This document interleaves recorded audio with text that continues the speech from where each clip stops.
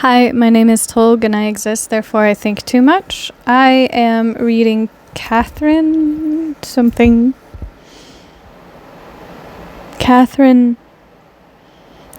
Anne Porter from the book called Flowering Judas and from a section called Magic.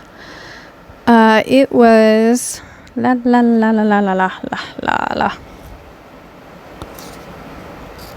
I think it was written in 1940. The copyright was last held in 1935. So, we'll see. I don't know. I bought this at my favorite bookstore, so I'm not sure if it's okay to read it, but I am anyways, as that is something I do. I do anyways. And Madame Blanchard, believe that I am happy to be here with you and your family because it is so serene, everything. And before this, I worked for a long time in a fancy house. Maybe you don't know what is a fancy house. Naturally, everyone must have heard some time or other. Well, madam, I work always where there is work to be had, and so in this place I worked very hard all hours and saw too many things. Things you wouldn't believe. And I wouldn't think of telling you, only maybe it will rest you while I brush your hair. You'll excuse me too, but I could not help hearing you say to the laundress maybe someone had bewitched your linens. They fall away so fast in the wash. Well, there was a girl there in that house, a poor thing, thin but well liked by all the men who called, and you understand, she could not get along with the woman who ran the house. They quarreled. The madam cheated her on her checks. You know. The girl got a check, a brass one, every time. And at the week's end, she gave those back to the madam. Yes, that was the way. And got her percentage, a very small little of her earnings. It is a business, you see, like any other. And the madam used to pretend the girl had given back only so many checks, you see, and really she had given many more. But after they were out of her hands, what could she do? So she would say, I will get out of this place, and curse and cry. Then the madam would hit her over the head. She always hit people over the head with bottles. It was the way she fought. My good heavens, Madame Blanchard, what confusion there would be sometimes with a girl running raving downstairs and the madam pulling her back by the hair and smashing a bottle on her forehead. It was nearly always about the money. The girls got in debt so, and if they wished to go, they could not without paying every sous marque. The madam had full understanding with the police. The girls must come back with them or go to the jails. Well, they always came back with the policeman or with another kind of man, friend of the madam. She could make men work for her too. But she paid them very well for all, let me tell you, and so the girls stayed so unless they were sick. If they got too sick, she sent them away again. Madame Blanchard said, You are pulling a little here, and eased a strand of hair. And then what? Pardon, but this girl, there was a true hatred between her and the madam. She would say many times, I make more money than anybody else in the house, and every week were scenes. So at last, she said one morning, Now I will leave this place, and she took out $40 from under her pillow and said, Here's your money. The madam began to shout, Where did you get all that? You? And accused her of robbing the men who came to visit her. The girl said, Keep your hands off, or I'll brain you. And at that, the madam took hold of her shoulders and began to lift her knee and kick this girl most terribly in the stomach, and even in her most secret place. Madame Blanchard. And then she beat her in the face with a bottle, and the girl fell back again into her room where I was making clean. I helped her to the bed, and she sat there holding her sides with her head hanging down, and when she got up again, there was blood everywhere she had sat. So then the madam came in once more and screamed, Now you can get out. You are no good for me anymore. I don't repeat all. You understand, it is too much. But she took all the money she could find, and at the door she gave the girl a great push in the back with her knee, so that she fell again in the street, and then got up and went away with the dress barely on her. After this, the men who knew this girl kept saying, Where is Nanette? And they kept asking this in the next days so that the madam could not say any longer. I put her out because she is a thief. No, she began to see she was wrong to send this Nanette away. And then she said, "She will be back in a few days, don't trouble yourself." And now, Madame Blanchard, if you wish to hear, I come to the strange part. The thing recalled to me when you said your linens were bewitched. For the cook in that place was a woman, colored like myself with much French blood, just the same, like myself living always among people who worked spells. But she had a very hard heart. She helped the madam in everything. She liked to watch all that happened, and she gave away tales on the girls. The madam trusted her above everything, and she said, "Well, where can I find that slut?" Because she had gone altogether out of Basin Street before the madam began to ask the police to bring her again. Well, the cook said, "I know a charm that works here in New Orleans. Colored women do it to bring back their men. In 7 days, they come again, very happy to stay, and they cannot say why. Even your enemy will come back to you believing you are his friend. It is a New Orleans charm for sure. For certain, they say it does not work even across the river." And then they did it just as the cook said.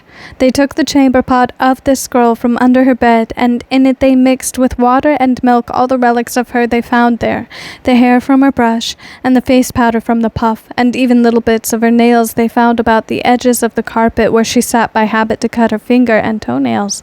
And they dipped the sheets with her blood into the water, and all the time the cook said something over it in a low voice. I could not hear all, but at last she said to the madam, "Now spit in it."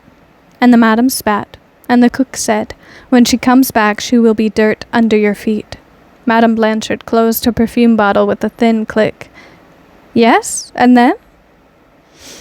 "Then in 7 nights the girl came back, and she looked very sick, the same clothes and all, but happy to be there. One of the men said, 'Welcome home, Nanette.' And when she started to speak to the madam said, 'Shut up and get upstairs and dress yourself.' So Nanette, this girl, she said, 'I'll be down in just a minute.' And after that, she lived there quietly." I am very lucky with what I believe in. I am very lucky that I was raised the way I was raised. That for 5 years I lived in a very spiritual side of Christianity, non-denominational, as I always say. While I do not absolutely, wholeheartedly believe in everything that stands by now, or that everything that I was taught then, I am very lucky I was taught to be spiritual by that church. When I was abused, not the most I have ever been abused, but second most, for just less than a year. Most people don't talk about drug culture. It's like Fight Club. For some reason, it makes people feel more important the less you talk about it. Because the more you talk about it, the more you realize everybody's fighting for resources, and the lack of living means that all that hype isn't worth shit. There's nothing worth living for, which enhances the drug use. What accompanies drug use, with everybody pushing themselves to death, close to but not quite, is a sense of need for power. So without religion, most people pursue spirituality, utilizing these drugs as a crutch to get them there. So it isn't like a monk. It isn't well practiced. It isn't well known. It isn't well understood. It's definitely well abused. It's a sort of craft, but I don't think it's respectful to call it witchcraft, because it's subpar. It's barely understood. But you find drugs, you'll find it. And having said I am very lucky I was for 5 years, in a sort of religious community. If someone intends something, they will get that thing. But intention only accounts for so much. Something that used to be said in the church a lot. You can find these in videos anywhere. A soul cannot be sold. People can lie to you and tell you they bought your soul, that they own you. But a soul cannot be sold. Something only has as much power as you give it. If you don't know it's being done, it has more power. Because you assume these are your emotions. These are what you're led into. And so you don't question it. You just comply with it. Therein it has more power. The more you talk about the craft, the less capacity it has to work. So 2 notes. 3 notes. Never trust a hype man. Ever. Ever. Never trust someone who talks too much and doesn't do enough. And generally, understand yourself. No matter what the fuck is happening outside of you, understand why you do things. People can't have power over you if you have the ability to deduce why you are doing something and question yourself and always understand yourself. Craft, witchery or not, doesn't matter. You will always matter more than anybody's tool used against you. You have more substance than someone else's attempt to drain it. Doesn't matter what religion you participate in. I last spoke about the abuses suffered in drug culture. Along with that is energy work. I'm not saying you are incredibly powerful, but I am saying that you have the ability to fuck that shit up. You can question why it's happening. You're alright.